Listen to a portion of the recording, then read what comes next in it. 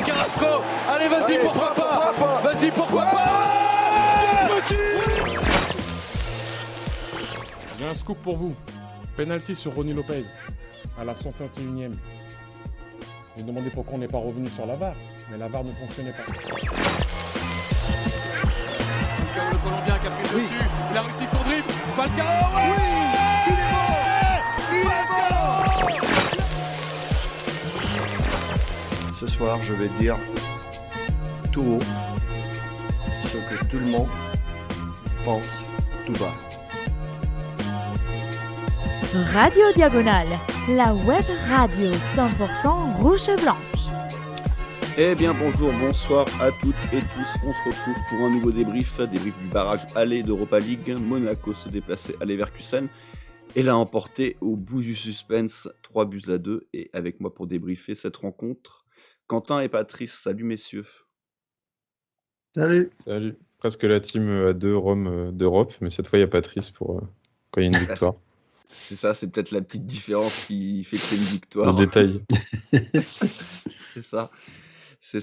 Bon, bah, monsieur, on va commencer comme d'habitude par vos 3 points. Vas-y, Patrice, je te laisse commencer. Ouais, mon premier point, c'est justement le retour de la Coupe d'Europe et du coup des très bons matchs de Coupe d'Europe. Ça faisait longtemps quand même qu'on n'avait pas vécu un match comme ça avec plein d'émotions.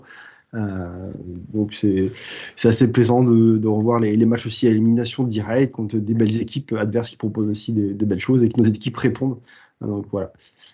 Mon deuxième point après, c'est plus concernant le match, c'est le gros trou d'air qu'a l'équipe, qui est assez inquiétant, je trouve. On fait une très très belle première mi-temps avec beaucoup de pressing, beaucoup de jeu. La fin du match aussi est plutôt réussie, parce qu'on arrive quand même à remonter le score, mais pendant une demi-heure, on n'est absolument pas là, il nous balade. Dès qu'un joueur commence à dribbler, on est en panique et on se fait complètement déborder. Donc voilà, à faire attention quand même d'arriver à être concentré tout un match et pas de laisser autant de temps à l'équipe adverse. Et mon troisième point, ce sera sur le et après, pour le match de ce week-end, mais aussi surtout pour le match retour, parce que là, du coup, ça commence à faire beaucoup de blessures. Aguilar, Vanderson, c'est les deux seuls joueurs qu'on a sur ce poste qui sont absents. On vient de rajouter probablement Maripane, qui avait quand même pas l'air bien sur la fin de match. Du coup, avec le départ de Badiachil qui n'a pas vraiment été remplacé, Tima, mais bon, son entrée donne pas forcément envie d'en voir beaucoup plus. Sarr qui est un peu perdu maintenant. Ça laisse poser beaucoup de questions sur qu'est-ce qu'on va faire sur toute notre défense. Quentin. Ouais, moi ça va être un peu le même schéma, hein. Premier point, effectivement, un gros match, un bon match. Quel match qu'on a quand même suivi ce soir. Quand même une bonne, une bonne ambiance. Il y avait tout ce qu'il fallait pour un bon match d'Europe. Et en plus, on marque assez tôt. Donc vraiment sympa à regarder après beaucoup de buts, des bonnes émotions. Et enfin, j'ai envie de dire, un but à la dernière minute pour nous. Ça faisait longtemps qu'on n'avait pas vécu ça en plus en Europe. Donc ça fait plaisir, ça fait toujours plaisir. Et en plus, on va gagner ce match, donc c'est super. Par contre, ouais, mon deuxième point, ça va être justement ces enseignements qu'on va devoir tirer de ce match. Est-ce qu'on a bien fait? Est-ce qu'on a bien fait de titulariser Minamino, par exemple? Est-ce qu'on a bien fait de commencer ce match comme on l'a commencé ou comme on l'a entamé en seconde période?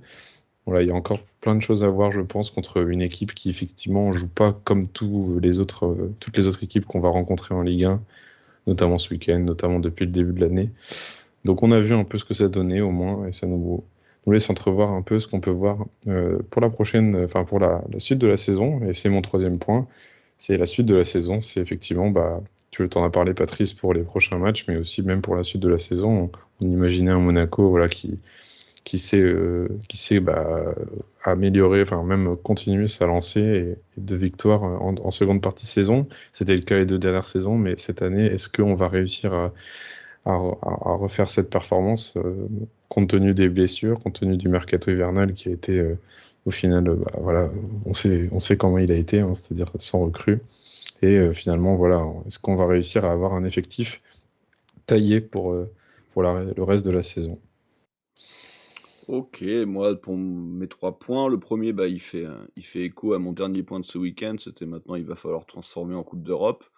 On peut considérer qu'on a transformé l'essai, même si évidemment on va en reparler dans le détail, mais tout n'est pas parfait, loin de là. Le deuxième point, c'est que je pense qu'on est, de toute façon on est plus ou moins obligé d'avoir ce type de scénario parce que défensivement, on n'est pas suffisamment solide pour ne serait-ce que contrer pendant 90 minutes une équipe du niveau de Leverkusen. Donc, je pense que si on veut vraiment aller loin en Europa League, bah, il va falloir qu'on marque énormément de buts pour contrer nos carences défensives qui sont encore une nouvelle fois trop nombreuses. Et ce soir, tu en prends quand même 2 et globalement, tu t'en sors plus que bien en marquant quasiment 100% de tes situations, à compter que ça soit toujours des vraies situations en plus. Et enfin, mon dernier point, ça sera, on en parlera au niveau des perfs individuels, mais je suis pas sûr que c'était le bon schéma tactique, parce qu'on y reviendra, mais Minamino a été catastrophique, à la limite on pouvait s'y attendre. Le problème, c'est que Ben Seguir est rentré à peu près dans le même rôle, et lui non plus n'a pas fait une bonne rentrée, donc je suis pas convaincu qu'il fallait vraiment jouer comme ça. Sur la fin de match, il y a eu des modifications, parce qu'il y a eu des blessures, etc.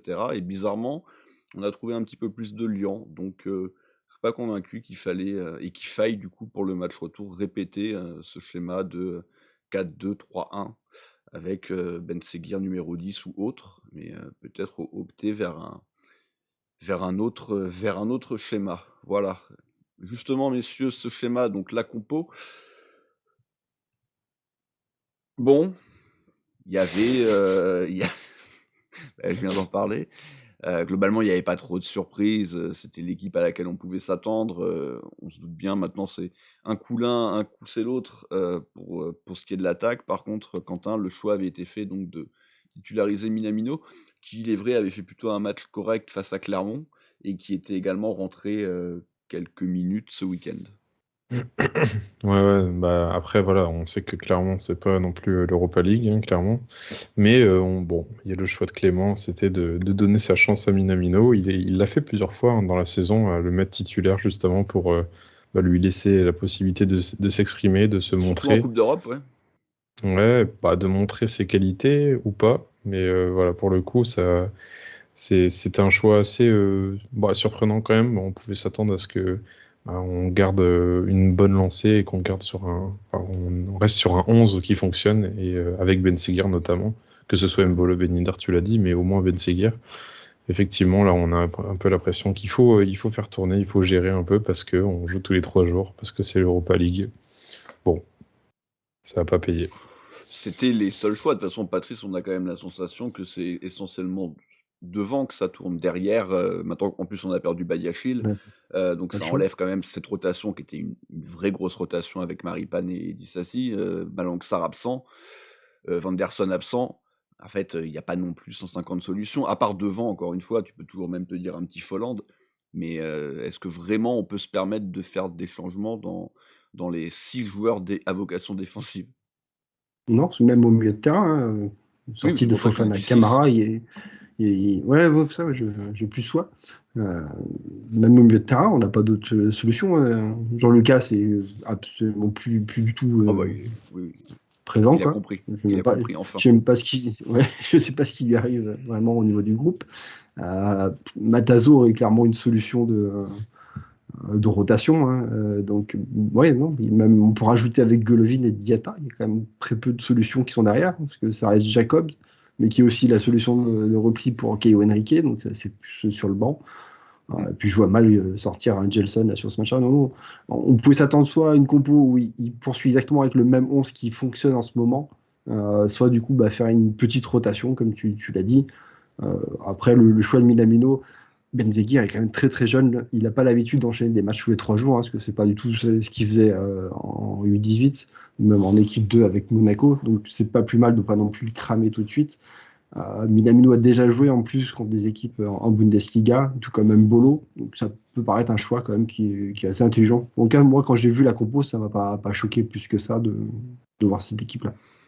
Non, choqué, non. En tout cas, Mbolo, globalement, de toute façon, il fait je me suis lancé dans un mot compliqué, je suis trop fatigué pour. Donc, je vais pas le sortir. Mais Mbolo, ouais, globalement, tout le monde l'aime, voilà. Hein. Et alors que Minamino, c'est quand même un peu plus compliqué. Moi, perso, quand même, quand je l'ai vu titulaire, je partais pas très confiant. Mais oui, encore une fois, Ben Seguir, c'est peut-être pas plus mal également de le reposer un petit peu. Puis en plus, on on le verra, c'est vrai que son entrée en jeu ce soir Mm. a pas été très bonne, même s'il y a eu quand même du mieux sur la fin, mais en tout cas sa mise en action a été compliquée, mais a également coïncidé aussi avec le gros coup de mou de l'équipe, donc il n'en est pas le seul responsable, bien entendu. Le match, Quentin, est donc cette première mi-temps, bonne première mi-temps globalement des Monégasques, hein, là on revoyait les résumés sur Canal. Et globalement, ouais, la première mi-temps, elle est quand même essentiellement pour Monaco, même si après l'ouverture du score, on va quand même plutôt être dans un rythme plutôt de gestion et on va avoir quelques banderilles, mais on n'est pas du tout quand même dans le même type de match qu'on avait pu faire par exemple face à Marseille ou face au PSG, quoi, où là vraiment l'équipe était, je trouve, beaucoup plus offensive et beaucoup plus présente physiquement. Ouais, on est plus, on fait pas le siège hein, clairement de leur défense. On va apporter des coups qui sont, on va dire presque décisifs. Hein. Donc au début, Mbolo qui va rapidement nous mettre en jambes.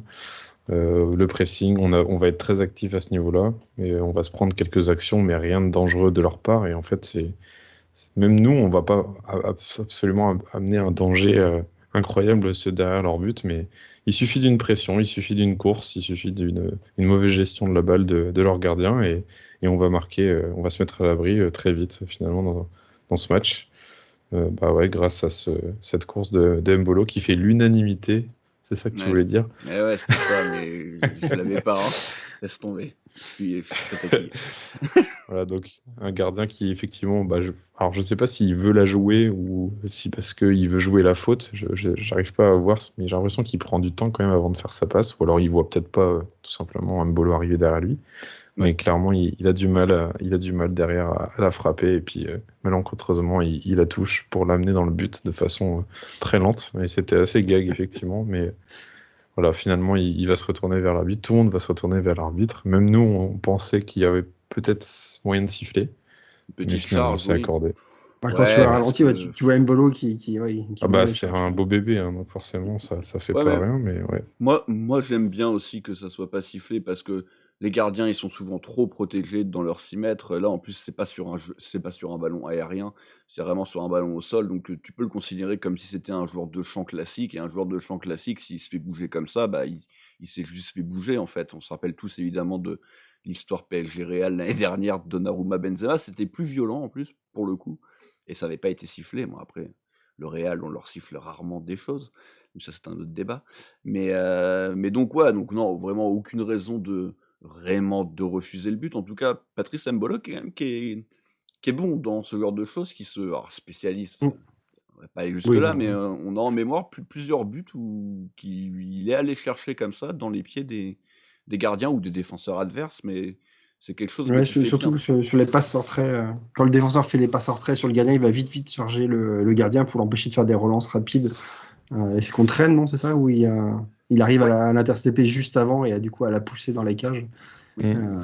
J'ai surtout souvenir de celui-ci, mais oui, c'est vrai c'est souvent qu'il presse en tout cas beaucoup les défenseurs et ça paye. Hein. Ouais, ou Et alors tant mieux pour nous. il arrive à obtenir la faute, ou alors ou quelque chose comme ça dans la surface, ça arrivait plusieurs fois aussi à ce niveau-là. Mais ouais, Ouais, bah, toujours un niveau de pressing, tu vois qu'il est explosif, quoi. Même s'il est, tu vois, même si c'est un beau bébé, comme je disais, il sait quand même bouger rapidement. C'est ça son Ouais, et atout puis aussi. il est vraiment très solide sur les appuis, donc c'est très dur de le bouger aussi après quand il charge. Quoi. Ouais, de toute façon, on est quand même, même si on l'a peut-être un peu moins fait aujourd'hui, moi c'est la sensation que j'ai eue, on marque quand même pas mal de buts en pressant haut justement et en Mm. profitant des erreurs techniques de nos adversaires. C'est vrai qu'Embolo, dans ce registre-là, est meilleur qu'un Ben Yedder, évidemment, parce il apporte plus physiquement, il est plus impressionnant, il est plus imposant, donc il est plus efficace pour faire ce genre de choses. Même Minamino, hein, je pense que c'est peut-être aussi pour ça qu'il l'avait mis, parce qu'on se rappelle contre Clermont, il avait été plutôt pas mal sur ça, il avait fait quelques bonnes récupérations hautes, dont celle qui avait amené le but du 2-0 d'Embolo, donc c'était certainement en ce sens également qu'il était titularisé, mais bon, on y reviendra, pour le coup, lui a été quand même essentiellement en travers lors de sa mi-temps. Le reste de la mi-temps, Patrice, ce qu'on disait, plutôt quand même maîtrisé par Monaco, qui va se procurer 2-3 autres situations. On a évidemment en tête, et surtout, la vraie belle grosse situation pour Crépin, servi volontairement ou non par Golovin, qui visait peut-être un autre joueur. Non, Minamino. Ouais. Ouais, je pense qu'il vise Minamino qui est un peu à contre-temps et du coup qui préfère la laisser quand même à Diatta qui est juste après. Et c'est pas plus mal parce que vraiment il est idéalement placé pour la reprendre. Il fait une très très belle frappe. Là-dessus, il n'y a rien à dire. C'est vraiment pour moi le gardien qui sort un superbe arrêt, main opposée pour l'empêcher. Non, c'est vraiment une très belle action sur le coup et on n'est pas loin de prendre le large sur cette action. Quentin, tu as rajouté sur cette mi-temps? Non, bah à part ça, ouais, c'est vrai qu'on Situation. on prend quelques situations quand même, mais on sent qu'ils sont pas dedans. Voilà, ça transperce au milieu, mais ça rate sa frappe ou ça rate ses passes. Enfin, on l'a vu de toute façon dans la première mi-temps, il y a eu beaucoup de déchets, que ce soit de notre côté ou du leur. Hein. On récupérait, ça récupérait de partout. Mais derrière, il y avait peu de vraies récupérations qui amenaient à une attaque rapide, ou en tout cas un contre efficace, quoi. Et donc voilà, c'était un peu on se battait quand même pas mal sur cette mi-temps. Finalement, c'est quand même Leverkusen qui a plus le pied sur le ballon, on le voit à la possession. Mais derrière, on ne se crée pas plus d'occasions que ça. Je me rappelle juste de Mbolo aussi, peut-être qu'il s'en prend une, qui s'amène bien un tir, mais qui croise pas assez sa frappe. Donc voilà, c'est à retenir aussi, mais c'est vrai que bon, on arrive finalement assez safe en seconde mi-temps, en espérant justement que Clément fasse le changement qu'on attendait tous. Ouais, Je trouve quand même que sur cette première mi-temps, on sent quand même que Diaby peut nous faire très mal, quoi. Rien que sur la première mi-temps, sur ses prises de balles, sur ses dribbles, il commence déjà à nous mettre dans le vent et à se créer des petites situations. Derrière, après, ça marche pas parce que le centre est trop long et du coup Nubel, je crois qu'on avait fait une belle sortie aussi où les frappes sont contrées, mais on sent déjà, je trouve qu'il y a une grosse menace de son côté et on verra que malheureusement ça va vite payer. Ouais, ça ratait quoi. C'était plus leur côté qui ratait que nous qui défendait bien, je pense. Ouais, ils ont une vraie situation en toute fin de mi-temps et c'est vrai que Diaby et Frimpong qui ont quand même été les deux joueurs du Bayern les plus en vue de la première mi-temps. Après, on pourra rajouter évidemment Wirtz qui en deuxième mi-temps nous a mis en grande difficulté à de nombreux moments, mais dans un autre style. C'est vrai que là, le Frimpong et Diaby, c'est surtout des joueurs rapides, techniques aussi pour évidemment un minimum, mais c'est surtout en vitesse qui nous ont déstabilisés. Donc ouais, Monaco se retrouve à mener 1-0 à la mi-temps, globalement en contrôle, grâce essentiellement, moi je trouve, sur cette première mi-temps, à un très bon milieu de terrain et surtout un très bon Camara. On attend bien entendu, tout le monde l'a vu, qu'il y ait ce changement au milieu de terrain et que Minamino sorte. Ça va être chose faite. C'est Ben Seguir qui rentre Patrice dès le début de deuxième mi-temps. Et puis là, va commencer cette demi-heure vraiment très compliquée pour Monaco qui va subir, qui va être dans l'incapacité de ressortir proprement, qui va perdre excessivement vite tous ses ballons. Alors c'était déjà un petit peu le cas en première mi-temps, mais on arrivait quand même de temps en temps à trouver des solutions et surtout on va être beaucoup plus mis en danger. Sur la première mi-temps, en fait, ils n'arrivent pas à passer notre rideau défensif et à se procurer vraiment les occasions nettes et franches. On arrive vraiment à bien les bloquer, parce que du coup, je trouve qu'on leur fait un pressing très très haut, on est très vite regroupés, donc ils ont peu d'espace dès le début de la seconde mi-temps, donc je pense déjà qu'on se prenne un but rapidement, ça fait un peu mal à la tête, mais ils ont une facilité à nous passer, du coup, surtout par les dribbles. On n'arrive absolument pas à les bloquer, on se fait manger sur les dribbles et après du coup ça laisse des ouvertures qui sont énormes et pendant une demi-heure on va subir et on s'en est pris 2 mais on peut s'en prendre largement plus parce qu'ils ont vraiment des situations très très chaudes et on semble vraiment incapable de les arrêter en fait. Dès qu'ils avaient le ballon en 1 contre 1 on n'y arrivait pas.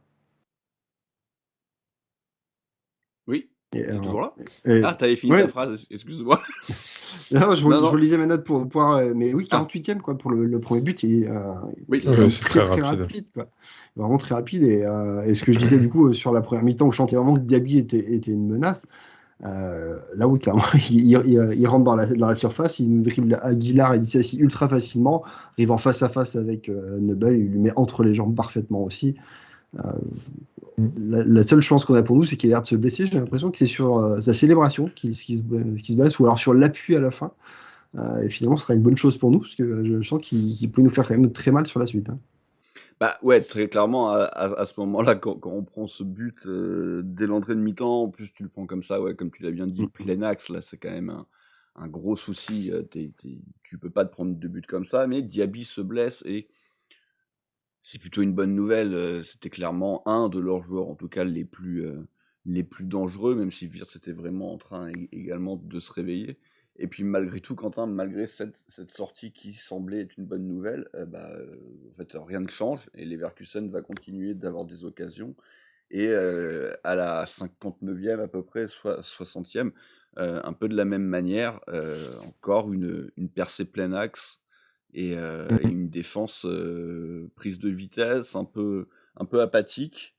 Et ce coup-ci, c'est Wirtz qui slalome un peu entre Dissassi, peut-être Maripane également, qui doit être dans le lot, évidemment.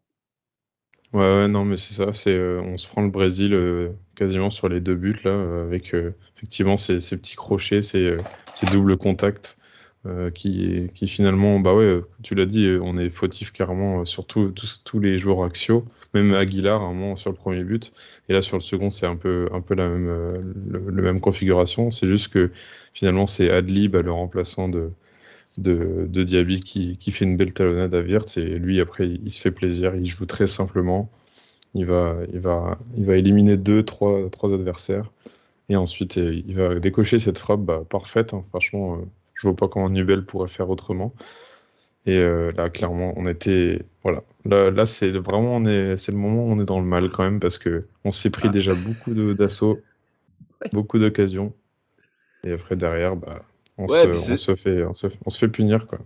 Ouais, tu te fais punir, et puis c'était 2 minutes, même pas 1 minute 30 avant, Nubel avait sorti un bel arrêt un peu du ventre, manchette, du buste, enfin bon, bref. Et tu te dis, bon, en plus, pour une fois, quand même, il nous fait un arrêt qui va pouvoir compter. Et en fait, tu as à peine le temps de pas célébrer, mais de te satisfaire de cet arrêt, que tu prends le deuxième, que tu es vraiment dans une spirale négative. Et puis, Patrice, finalement, le match va tourner. Et d'une manière assez bizarre. En plus, Monaco va pas avoir de chance puisque Aguilar va se blesser, donc obligé de faire rentrer Matsima. Alors, je ne sais pas vraiment quel choix tactique a été opéré pendant ces quelques minutes-là, puisqu'en fait, Maripane se blesse très très vite lui-même derrière. Il va revenir sur le terrain, mais donc c'est Fofana qui va passer derrière. On va passer dans une défense à 3 avec Diatta qui va être piston, Caillot piston de l'autre côté. Bon, on était vraiment en mode. On a bricolé. Ouais, bricolage, ouais, c'est ça. T'as pas. Après, le bricolage, il intervient après le 2-2, quand même. Après parce le que 2-2, moi, je oui. trouve. Ouais, parce qu'au final. Aguilar, il se blesse après le but. Quand on se prend le 2-1, on a cette partie où on se prend déjà notre premier jaune du match, parce qu'au début, ils s'en prennent 1 ou 2. Nous, on se prend un jaune. Camara, tu sens qu'il sort un peu de son match aussi. Il fait une mauvaise faute. T'as Ben Yedder qui rentre, qui est complètement fantomatique, clairement, par rapport à Mbolo. Là, on a vu, il n'y a pas photo. Et après, Matazo, du coup, qui remplace Camara, Jacobs qui remplace Golovin. Enfin voilà, là, on passe dans un moment du match qui nous plaît pas, en général. Ouais. Parce qu'en plus, on perd en créativité, on perd Camara, en plus, qui a fait un très bon match, quand même, faut le souligner. Et en fait, pour moi, c'est le moment où on doit juste essayer de marquer un 2-2. Ok, on n'assaille pas non plus l'équipe en face, mais ils font plus rien, clairement. Ils sont moins dans le pressing, ils sont moins ils vont moins nous chercher. Et en fait, j'ai l'impression qu'ils nous laissent jouer, et c'est grâce à ça qu'on va égaliser finalement et revenir dans le match. Et cette égalisation, Patrice, elle sort un peu de nulle part. Crépin Diatta qui nous met un très très beau but. Enfin, tu vas me dire, elle sort de nulle part, mais on n'a pas encore parlé du 3e but, hein, parce que celui-là, je pense qu'on ne le reverra jamais. Hein. mais très bel enchaînement, repiquage dans l'axe de Crépin Diatta. Et le gardien, qui n'a pas l'air d'être un foudre de guerre, hein, quand même, le gardien. Ouais, de bah, Leverkusen. la seule-ci, je pense qu'il peut pas aller la chercher. Même Non, s'il mais fait son plongeon, il est allé trop loin. son match, globalement, c'est pas. Il sort quand même. Il m'a pas convaincu des masses. Oui, mais il fait un arrêt. Il sort quand même quelques beaux arrêts, quand même. Que ce soit sur celle de Diatta ou après sur Ben Yedder aussi, il fait des beaux arrêts, quand même. Sur Ben Yedder. Ouais, mais si, oui. Si, il lui en sort une. Sur Oui, la... mais je l'ai pas en tête, en fait. Moi, j'ai celle qui est contrée de Ben Yedder. Ah, C'est c'est ça, justement, c'est c'est lui. l'avant. C'est lui Ouais, qui celle qui va en l'a corner, mis. Il y a un défenseur qui contre la deuxième frappe de Ben Yedder, mais la première frappe de Ben Yedder, c'est le gardien qui la sort. C'est celle où il se retourne Oui. et il fait une reprise de volée. Voilà, bon, Ouais, pour revenir exact, sur le but, du coup, le ballon est sur Ben Yedder et du coup, Ben Yedder centre. Et pour moi, il fait un centre pour Aguilar, quoi. Et du coup, je vois Diatta qui revient, pour moi, une position d'enjeu. Sur le live, pour moi, je dis, mais il y a enjeu, il est con de revenir, il n'a pas la laisser à Aguilar, quoi. Donc, il prend le ballon, personne ne le charge, il fait son petit tour de la surface, il se met en position, grosse minace, et du coup, il finit dans le petit filet. Dans ma tête, je me dis, ouais, mais là, il y a peut-être hors-jeu, ils nous font voir le ralenti, clairement, on a l'impression qu'il y a hors-jeu, et c'est vrai qu'on ne voit pas le bout de pied qui dépasse du défenseur, qui le couvre, heureusement pour nous, quoi, mais ça sort un peu de nulle part. Très Ouais, clairement. clairement, moi je le voyais pas, enfin, j'avoue, je l'ai pas du tout vu hors jeu au début. Je me suis dit, enfin, au contraire, j'étais content que la balle arrive sur Diatta comme ça. J'avoue qu'il se l'emmène bien quand même pour se retourner comme ça. Enfin, il y a un joueur qui est un défenseur qui est derrière lui finalement. Il va même, enfin, il se fait avoir aussi, il glisse sur l'appui de Diatta là.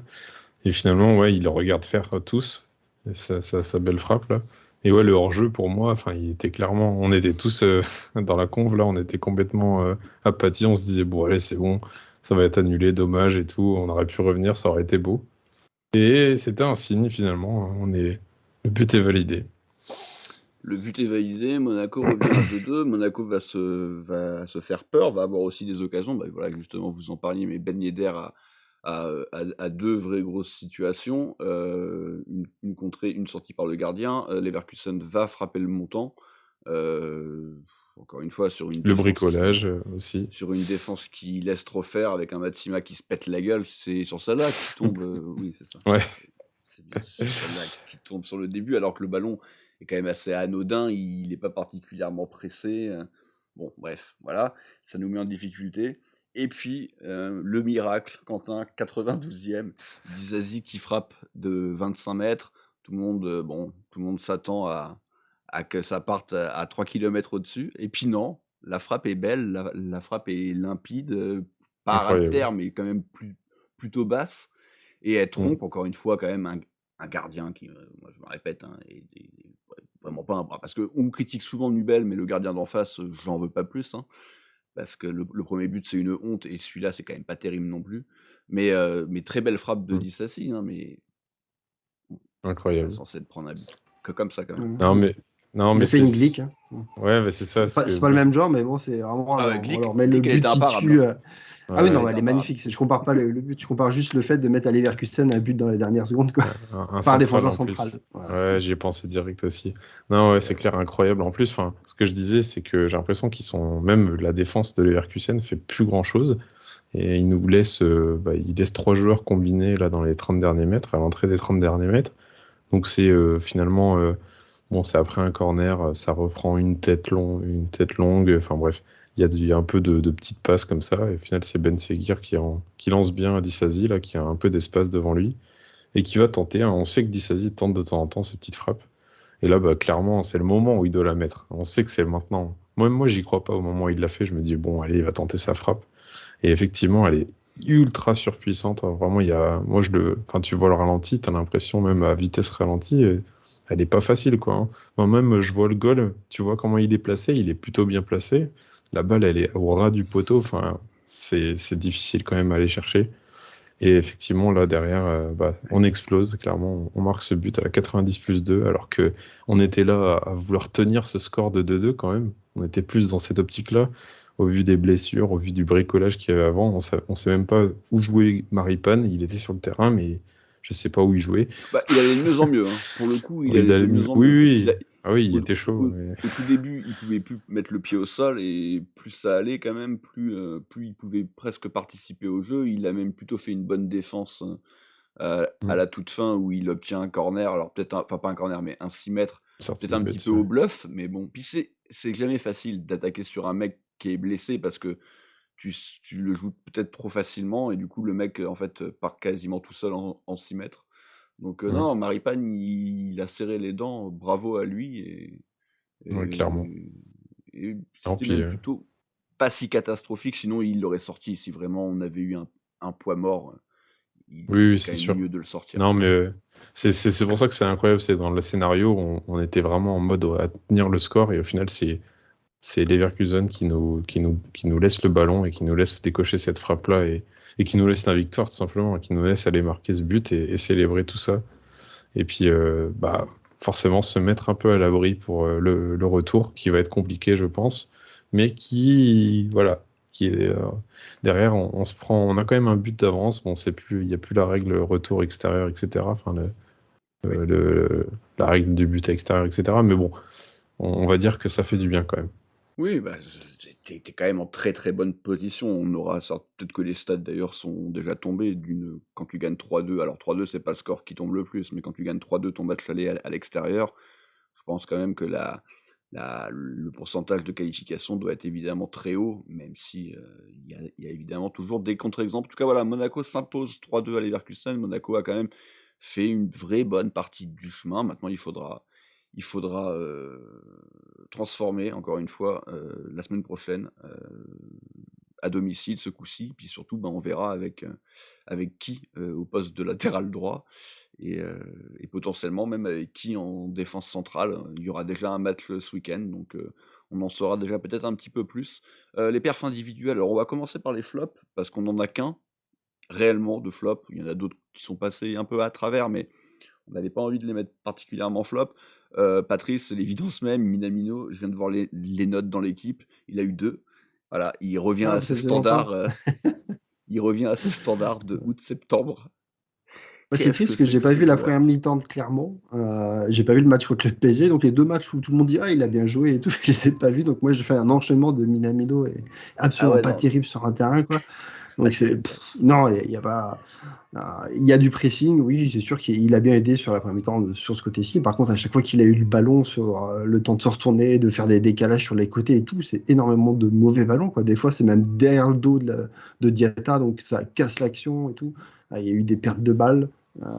C'est vraiment très très compliqué sur la mi-temps qu'il a joué et c'est tout à fait logique qu'il soit sorti quoi. Et derrière tous les autres joueurs ont plutôt été des guerriers sur le terrain pour aller chercher ce résultat. Il y a du bon et du moins bon dans chaque joueur. On verra qu'on va dire les tops, il y a quand même pas non plus grand monde qui ressort vraiment très très facilement. Mais de son côté, Milano, il n'y a vraiment rien à ressortir de bon quoi. C'est ça qui fait qu'il est vraiment Ouais, tu joues, à tu joues à l'écart de 10, tous les hein. autres quoi. Tu joues à 10, moi, je Bah, suis désolé, mais tu joues à 10 pendant 45 minutes, c'est aussi simple que ça, quoi.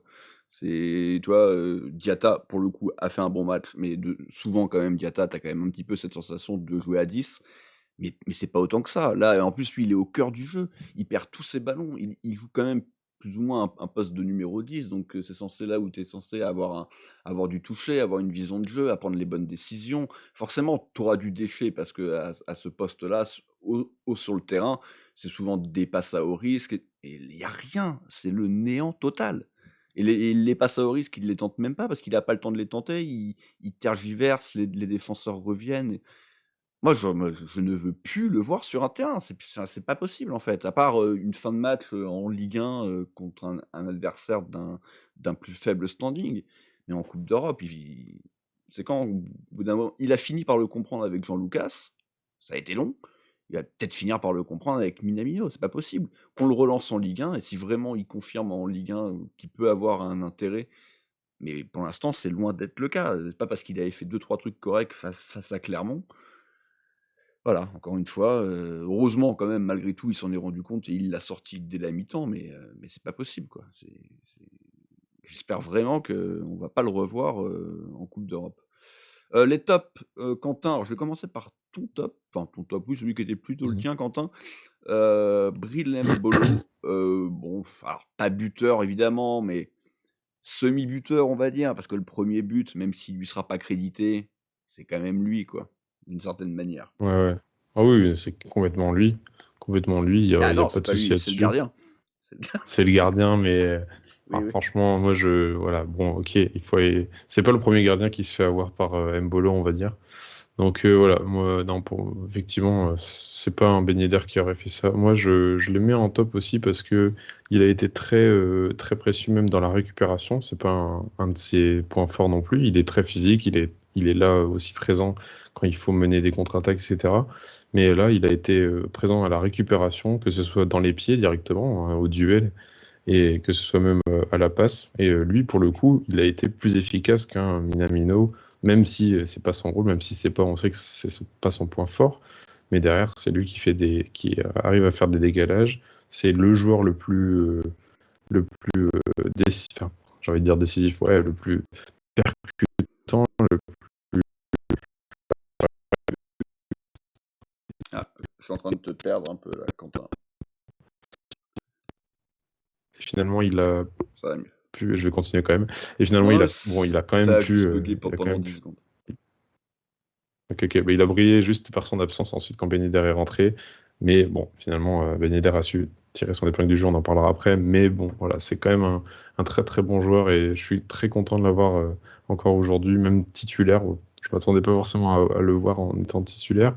Et force est de constater que c'est un très bon choix aussi de la part de Clément. Eh ben, il a été noté 6 par le journal L'équipe. Camara, lui aussi, qui a eu 6. Patrice, nous, c'était plutôt notre top. Je te laisse en parler. Moi, je ferai le dernier parce que j'ai longtemps voulu le mettre et puis j'avais changé d'avis. On a quand même fini par le mettre. Mais Mohamed Camara, que j'ai trouvé vraiment taille patron, en tout cas en première mi-temps. Ouais, bah, je vais reprendre ce que disaient les commentateurs sur RMC, c'est que Tchouaméni est parti à l'intersaison et finalement on n'en parle quasiment pas. Ah putain, c'est un enfer.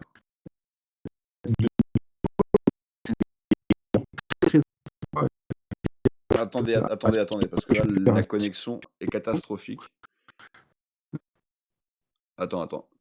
Essaye de me reparler parce que là, je vous perds tous les deux, mais c'est. Ouais. Vas-y. Ouais, faut que je regarde ma connexion. Ouais, je suis à Non, mais 2 là, ça va bars, c'est mieux. peut-être pour ça. Mon wifi est Vas-y. pas très Non, haut. moi, Ça va Tu mieux? peux refaire. Du coup, tu veux que je rattaque à quel? Ouais, bon, on avait le début du coup, sur Tchouaméni qui a bien été remplacé. Ouais. Il est vraiment très très important sur tout ce qui est récupération, sur le pressing qu'il peut amener sur nos adversaires pour les empêcher d'avoir des situations très très rapides. Il est toujours à la limite de la faute quoi, par sa façon de jouer, la façon dont il met les pieds, qui va retenir les joueurs. J'ai l'impression qu'il peut prendre 3 cartons jaunes par match, tellement qu'il joue vraiment avec la limite de ce qu'il peut faire à son poste. Mais il est vraiment très très précieux et ça fait vraiment du bien de l'avoir, surtout dans ce genre de match-là. Voilà, bon, après, c'est normal qu'il soit sorti par Clément parce que on pourrait sentir que s'il prenait un autre carton et qu'il a été suspendu pour le match retour, ça allait être très très compliqué. Donc voilà, très, très bien vu de sa part de l'avoir sorti, surtout que derrière, Matazo fait une entrée qui est quand même correcte. Et donc, on va finir par Crépin. Moi, Crépin, je voulais le mettre pendant longtemps. Alors, c'est lui qui a eu la meilleure note dans l'équipe. Il a eu 7. C'est la meilleure note du côté monégasque. Sinon, il est deuxième ex aequo avec Wirtz, Diaby en face qui a 8. Plutôt logique. Alors, ils lui ont quand même mis 7. Alors, moi, j'ai longtemps voulu le mettre top, mais en fait, les 5 dernières minutes m'ont un petit peu gonflé entre son carton jaune, plus ou moins l'embrouille en fin de match. Alors, pour le coup, ça, je ne l'ai pas vu en direct, donc je ne sais pas vraiment ce qui s'est passé. Et puis, j'ai aussi la sensation qu'il y a un dernier contre qui est terriblement mal joué, où Ben Seguir semblait quand même avoir beaucoup d'espace devant lui et où il la perd un peu bêtement et on voit Clément qui lève les bras et qui lui fait signe qu'il a fait de la merde tout simplement. Et on se retrouve à se prendre à contre et potentiellement à avoir une dernière situation chaude. Donc c'est vraiment dommage que cette fin de match vienne ternir, je trouve, sa prestation. Mais bon, il marque un beau but. Le reste de la rencontre avait été quand même plutôt pas mal. Il se procure une vraie bonne situation en première mi-temps, mais pour le coup, il fait le bon geste et c'est le gardien adverse qui la sort bien. C'est lui également qui lance Ben Yedder, donc du coup, quand il rate son face-à-face face au gardien. Donc non, faut quand même rendre ce qui lui appartient. Il fait un vrai bon match, mais c'est vrai que moi, cette fin de match m'a un petit peu agacé. Et forcément, vu que c'était à la fin, j'étais pas mal resté sur ça. Mais bon, pas complètement illogique malgré tout qu'on le maintienne en top de ce match. Le reste des prestations maintenant, Quentin, rapidement, Nubel, il faut qu'il arrête de jouer au pied, quoi, c'est tout. Voilà. Ouais, le jeu au pied, alors là, il a Faut beaucoup qu'il été mis en arrête. contribution. Il a beaucoup été mis en contribution en plus parce on s'est beaucoup fait piéger, surtout en première mi-temps, les deux centraux qui étaient un peu seuls et donc ils étaient obligés de revenir sur le gardien. Et du coup, Nubel qui allonge, Nubel qui renvoie, Nubel qui dégage, mais Nubel qui rend la balle à l'adversaire surtout. Et voilà, donc effectivement, jeu au pied, jeu à la tête, même on l'a vu. Un peu approximatif, comme on connaît, hein, comme on sait. Bah, après, ses sorties étaient quand même correctes. On a vu à un moment des ballons en Oui, profondeur un peu dangereux où il était là. Il a su faire les arrêts qu'il fallait de loin et aussi bien aussi de près. Il y en a une ou deux, enfin surtout une, qui sort bien. Donc voilà, c'est quand même un bon match de sa part, je trouve. Il n'a pas été hyper fautif sur les deux buts, clairement. Je pense pas qu'il aurait pu faire plus que ça. Donc bon, non, relativement mais bon match quand même de sa part. c'est un match neutre. D'ailleurs, ils lui ont foutu Ouais, 5 et c'est la logique parce qu'il fait pas.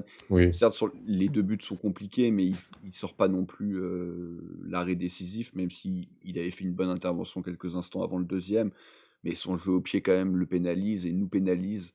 Même si, est-ce que c'est vraiment une bonne solution d'envoyer des longs ballons quand t'as que Mbolo qui est capable de prendre des ballons de la tête? Parce que Diatta, Golovin, Mohamed Kamara, Minamino ou même quand c'est Ben Seguir, pas convaincu que ça soit des gens qui soient faits vraiment pour le jeu et pour les duels aériens. Donc Mbolo, ok, mais bon, il va pas non plus les prendre tous de la tête. Et d'ailleurs, sur le but, sur le 2-1, à la base, c'est un dégagement et je crois qu'Mbolo, c'est un des rares duels qui gagne en plus. Donc, comme quoi, ça veut pas non plus forcément toujours tout dire.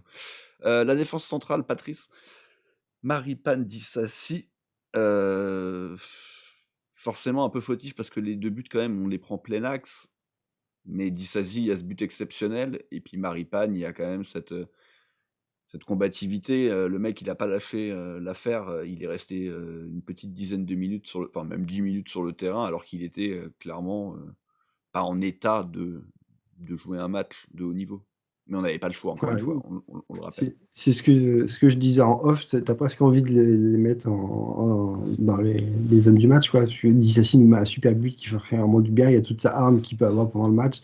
Maripane aussi, sur sa fin de match, il est complètement blessé, pourtant il se bat sur le terrain et il fait même un contre dans les instants. Mais tout ça n'efface pas n'empêche qu'ils se sont fait complètement bouffer pendant tout le match, pendant surtout une grosse demi-heure, Oui. où sur les buts, ils se font dribbler en 1 contre 1.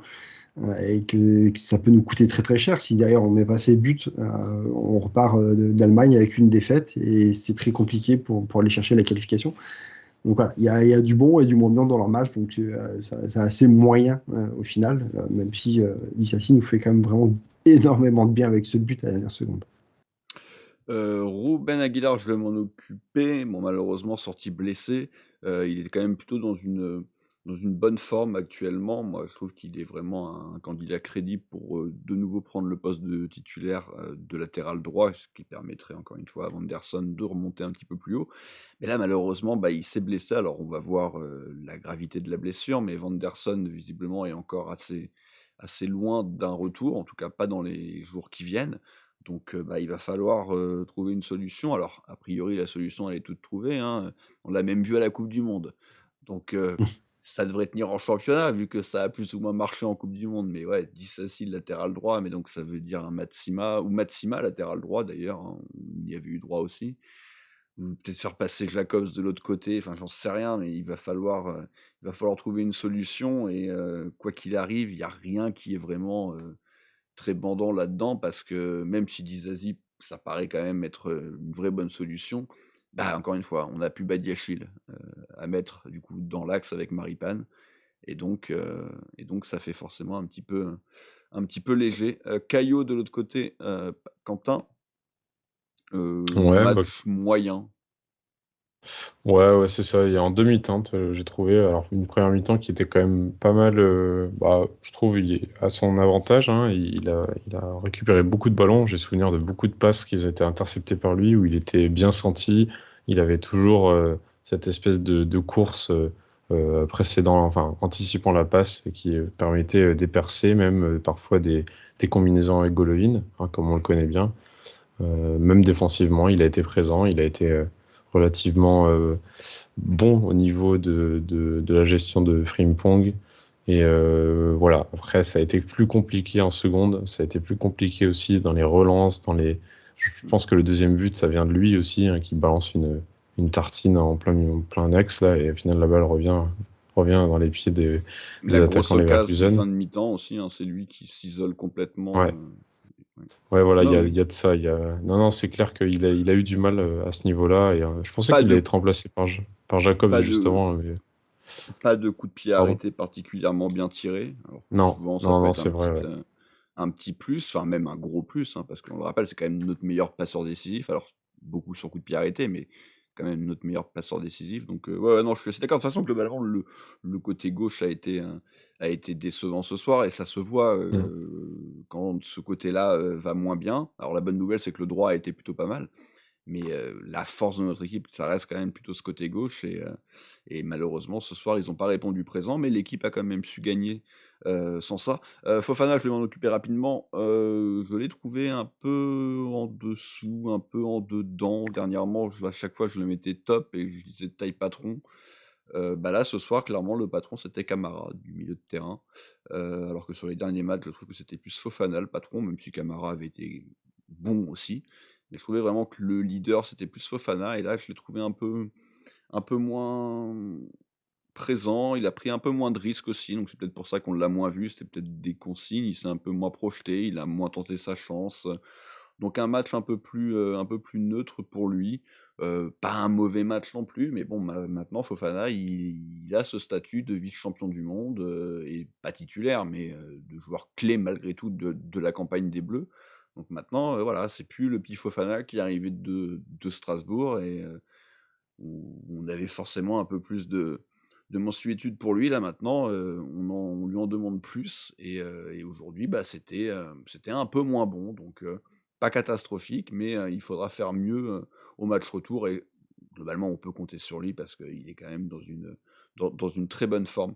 Golovin, Patrice, on en parlait, le côté gauche pas vraiment à son aise alors que est censé être un de nos points forts, bah, il en fait partie de ce côté gauche et très clairement, bah, il a pas non plus sorti une grande prestation, le Russe, ce soir. Peut-être un de ses plus mauvais matchs de l'année, alors qu'on loue quand même sa régularité, cette saison.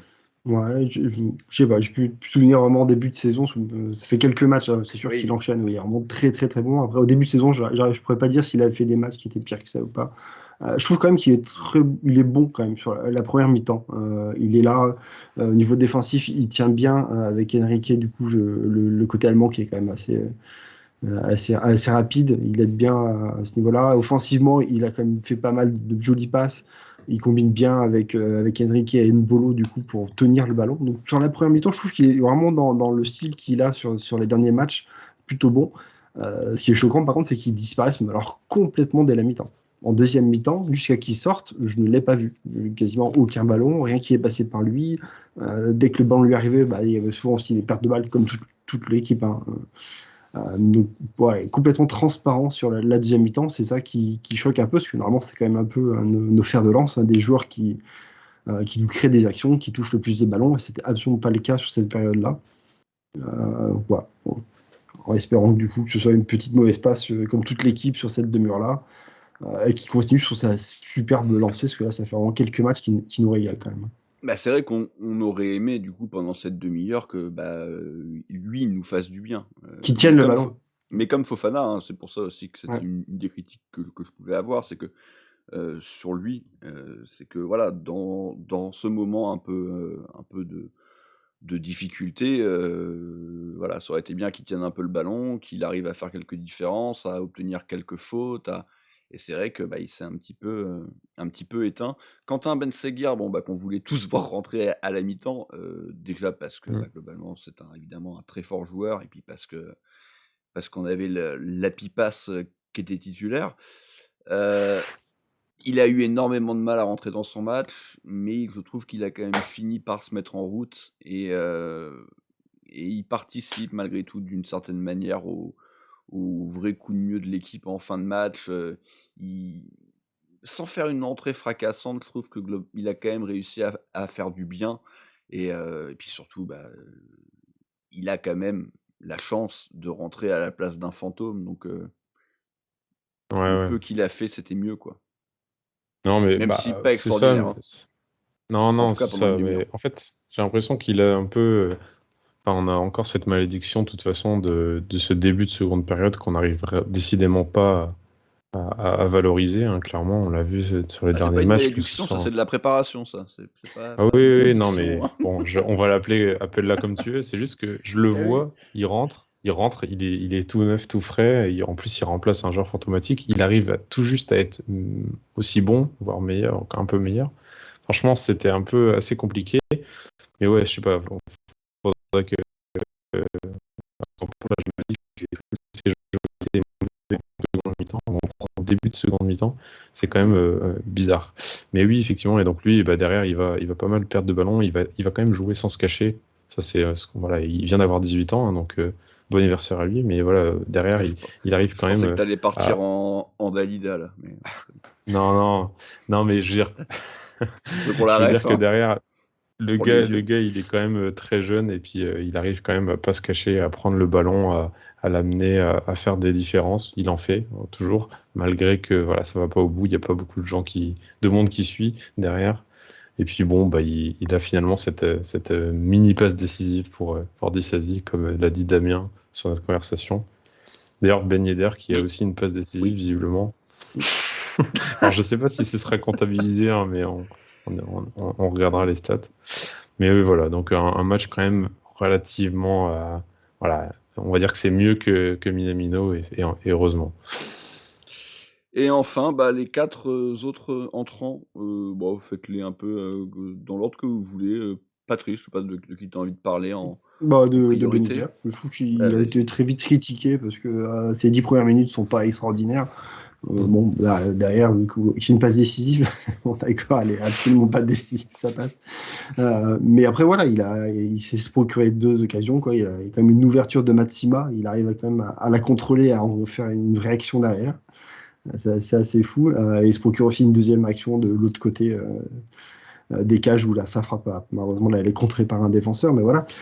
Sur le peu de temps de jeu et le peu de ballons qu'il a pu avoir, parce que ça doit pas être fou quand même sur ce match-là, il a réussi quand même à se procurer les occasions, donc tant mieux. Après, clairement, oui, c'était plus un match pour Mbolo. On pourra se poser la question sur le match retour, ce qu'on fait, mais le profil de joueur, oui, on a pu le voir, en tout cas sur ce match aussi, que c'est plus intéressant d'avoir le joueur suisse que Ben Yedder. Tout à fait. Il va te rester un des 3 autres, Quentin. Alors, on n'a pas mis à jour, enfin, j'ai pas mis à jour mon fichier, donc vous n'aurez pas Matsima en visuel, mais donc il reste Matazzo et Jacobs, et Matsima aussi, hein, évidemment. Bah ouais, tiens, je vais prendre le cirque Matsima Jacobs, là, et les deux, ils étaient pas mal. En termes de jonglage, De glissade, surtout. de glissade, de pirouette, ils étaient pas mal. Donc effectivement, ils ont tous les deux été pas très solides sur leur appui. Bon, Jacobs, il va quand même nous fournir quelques percées, tout ça. On sait qu'il est grand, au niveau jeu de tête aussi, il arrive à se démerder. Mais Mais effectivement, c'est lui c'était qui va la compliqué. chercher, hein, sur Ben Yedder, quand elle est Oui. déviée en corner. Oui, en effet, ouais, en effet, ouais, c'est vrai. Et donc, il est présent quand même, il n'y a pas de souci. En plus, il rentre à la 70e, donc il a le temps quand même dans ces 20 minutes. C'est au moment où on commence à se remettre un peu dans le match. Donc voilà, il est présent, il était là, donc bon, il n'y a pas de souci pour lui. Après, j'ai pas grand-chose d'autre à dire à son propos. Et Matsima, bon, j'ai un peu peur pour la suite. Hein. On en a parlé, il y a pas beaucoup de gens derrière en défense centrale. Lui, il arrive pour dépanner à droite. Bon, en plus, dans un match un peu compliqué. Bon, il s'en sort. Heureusement, il s'en sort. On n'a pas à lui inculqué un but. Mais bon, on a que Ilan Oku, je crois, derrière. Ouais, c'est parce si que on Sarr est enlève- en tribune si on et enlève Sarr, Oku est sur le voilà, banc. donc C'est quand même fou, quoi, de se dire de passer de Lorient à justement à l'Europa League. Voilà. Bon, on verra s'il arrive à s'en sortir. Et je te laisse Matazo. Oh, Patrice, vas-y. Non, parce que je disais tout à l'heure, quand j'en ai parlé rapidement quand j'ai parlé de Camara, en disant qu'il avait fait un truc qui était plutôt correct. Voilà. Bon, de toute façon, après, il est arrivé à un moment donné où, du coup, Leverkusen a un peu lâché le ballon. C'est nous qui avons repris un peu le jeu. Donc, il a eu moins de travail défensif à faire. Donc, ça a plus été dans la rotation du ballon et arriver à le faire tourner. Voilà, on l'a pas vu plus que ça, quoi, mais une rentrée correcte. Et voilà donc qui conclut donc ce débrief aller de ce barrage. Monaco donc s'est donc imposé à Leverkusen et a quand même fait une bonne partie du travail. Le match retour c'est donc jeudi prochain et je viens de vérifier, c'est 18h45. On verra si a priori le match du soir ça sera celui de Canal et donc de W9 Rennes, parce que Nantes joue encore à 18h45, mais à voir si RMC Story là nous proposera autre chose que Manchester, parce que c'était sympa, Manchester-Barcelone, mais bon, les gars, mettez un match de club français quand même, quoi, sur RMC, parce que voilà, c'est une des rares chaînes que beaucoup n'ont pas, en tout cas dans l'équipe Radio Diagonale, donc streaming, c'est toujours un peu plus compliqué, même si tu arrives à trouver des... Pour le coup, j'avais un stream de bonne qualité, mais qui avait 2 bonnes minutes de retard sur tout le monde, donc c'était quand même pas terrible non plus. Mais donc voilà, sinon le prochain débrief, c'est ce dimanche. Monaco se déplace donc à Brest, à voir donc avec quelle force.